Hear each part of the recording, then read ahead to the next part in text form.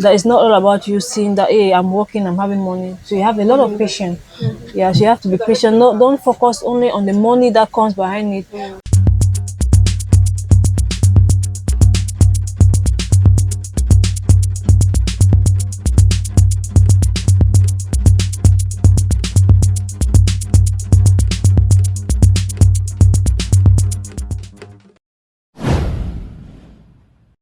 Nous nous retrouvons une fois de plus, chers téléspectateurs, dans notre émission Le coin de l'artisan. Aujourd'hui, nous allons à la rencontre de Amalia, une jeune dame qui crée chaussures, sacs avec du tissu traditionnel 100% made in Africa. Restez avec moi pour découvrir, vous allez aimer.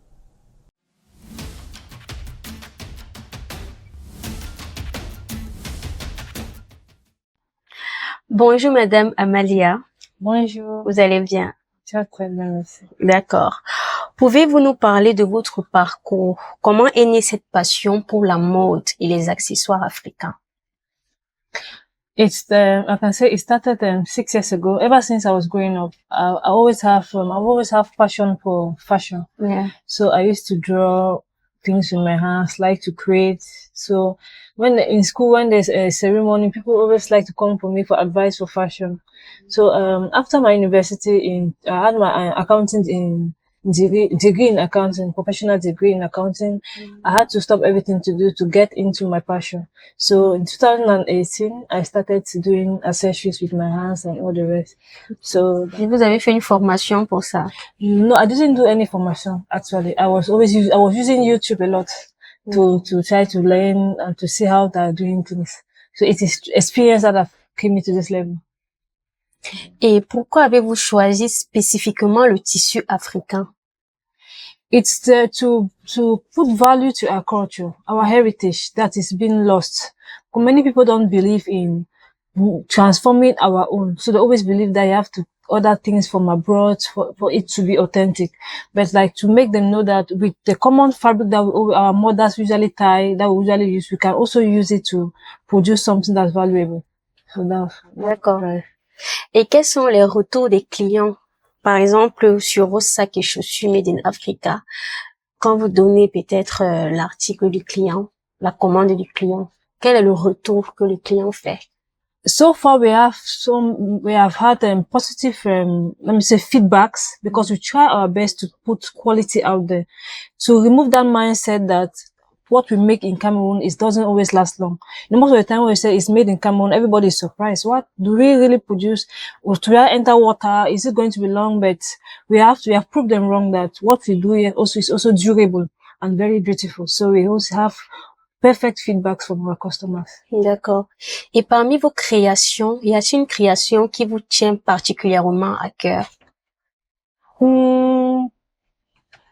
Not really, because like we try to create every day. So it's like there's no particular because I can just sit and when I always work, I always look at people's leg and I can just sit and come up with something. So I don't have any particular thing for now. Donc tout est particulier. Yes, everything is particular, everything is special. Yeah. D'accord. Et où trouvez-vous la matière première, sachant déjà que les tissus africains sont souvent coûteux? Comment est-ce que vous faites pour trouver la matière première? For a start, it was not easy because it's very difficult. It becomes very expensive. Like what we like to use the Ndop, what we culturally know as a bamileké fabric. We also use this tissu, this hand-weave fabric. We also import from Nigeria, other African countries, so that we can put together and valorize it. Ah, d'accord. Vous prenez dans d'autres pays. Exactly. Here in Cameroon from the West, we also take local fabrics from the market and we also import other fabrics. So also to give value, not only in Cameroon, but in Africa. So at one point, it become very expensive.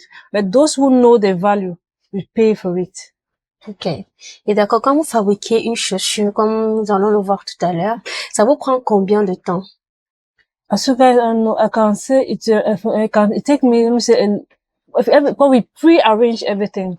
Like the sew, we will cut and keep the designs are already keep. So I can say it can take a maximum of 30 minutes to be done with a pair of slippers. D'accord. Et nous avons remarqué que chacun a son rôle à faire ici.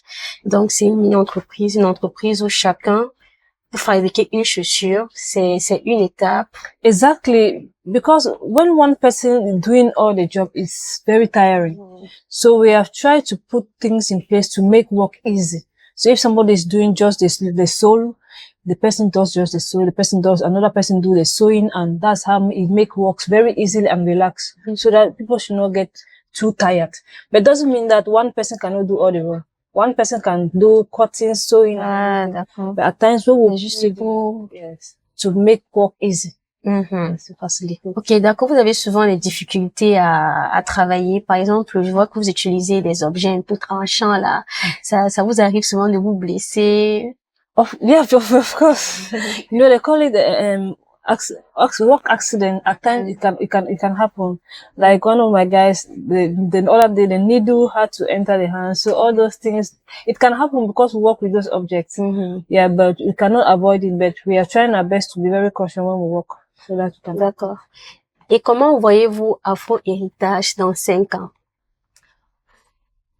After heritage in 5 years, we see ourselves to be very bigger space than this. To train more youths, to employ more women too. Because you can see there are also women that are working to expand from this to a very larger place and maybe have other branches, maybe not only in Douala, maybe in the other d'autres pays aussi. Exactly. Try to export our products, not only consume here, but also have a larger market out of Cameroon. D'accord. Et quel conseil donneriez-vous, par exemple, à une jeune fille qui aimerait aussi se lancer dans l'artisanat comme vous? Patience, because it's not all about working, making slippers. There are also periods that are very difficult that is not all about you seeing that, hey, I'm working, I'm having money. So you have a lot of patience. Yeah, so you have to be patient. No, don't focus only on the money that comes behind it, but also focus on the days that is going to be difficult. Days that you don't have a customer that will call you to say, hello, how much your product? You just have to be consistent and keep working. That's the secret. Be consistent and resilient. D'accord. Actuellement, ok. J'aimerais aussi savoir si c'est que vous travaillez juste sur commande ou bien vous faites des stockages et là, le client vient, il voit ce qui lui plaît, il achète. Oh, we also do stock. We also stock boots. There are common designs that we usually stock. Like what goes out here most is Ndop. So we always have shoes in Ndop because most customers when they come, they ask for it. So except special design that customer want that I want this particular design, we can recreate it for the person. But if not, we also have shoes that we stock that can easily go out. Some customers don't have time to wait for maybe 3 days, 2 days or an hour, so the person can just do pick up. D'accord. Et vous utilisez les réseaux sociaux aussi pour vendre vos articles? Yes, we use réseaux sociaux, especially TikTok. I've had a lot of customers in TikTok, Yes. So nowadays, everybody is stuck on the phone. So we cannot do without réseaux. So always use that to boast at times our products so we can get new customers. D'accord. Il n'y a pas TikTok, vous avez une autre plateforme? We have Instagram and Facebook. Ok.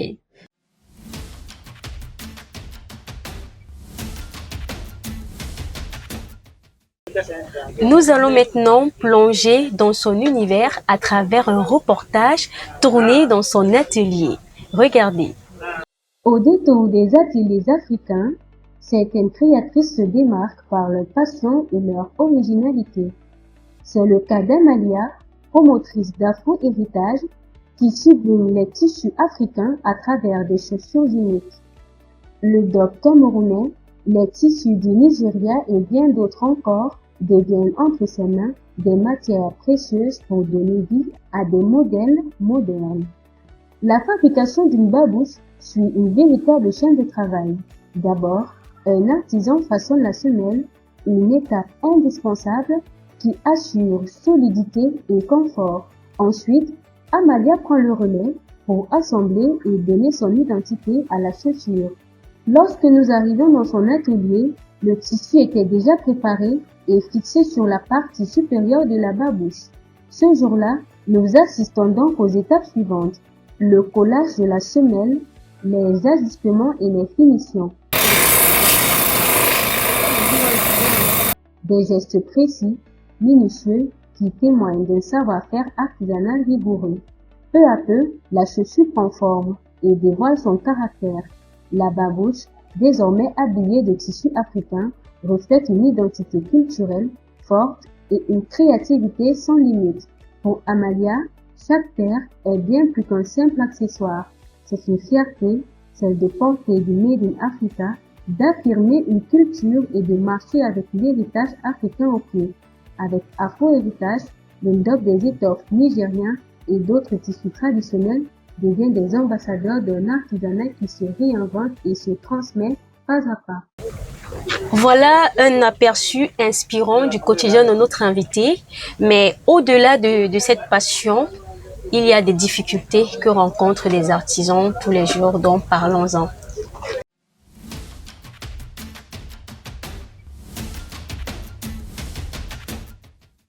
Madame Amalia, dans votre parcours, quel a été le plus grand défi à surmonter?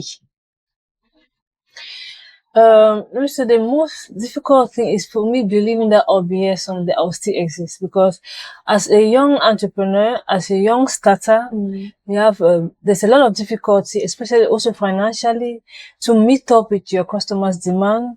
There are days that the business doesn't go the way you want. There are days that you get up, you don't have finance for your raw materials. And also there are periods where you go to the market, you don't find the resources that you're looking for. So we just keep on pushing and fighting.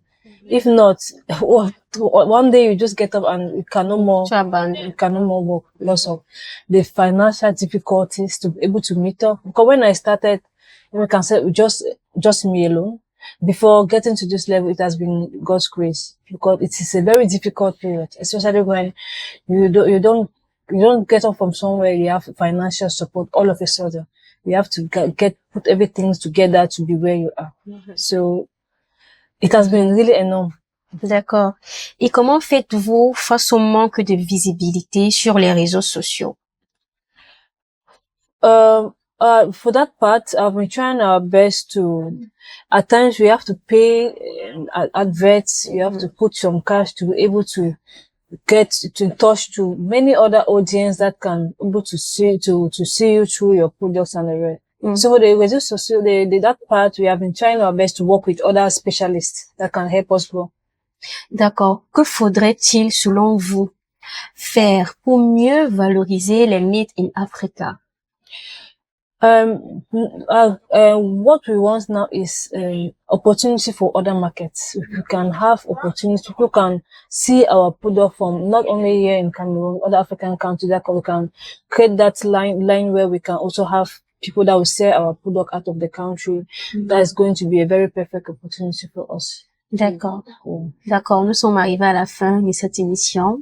Merci d'avoir accepté notre invitation. Merci de nous avoir accueillis dans votre bel atelier Afro-héritage. Et merci aussi à vous, chers téléspectateurs, de nous avoir écoutés. Surtout, n'oubliez pas de vous abonner si vous ne l'êtes pas encore ou d'activer la cloche pour ne rien manquer du nouveau numéro du coin de l'artisan. Merci.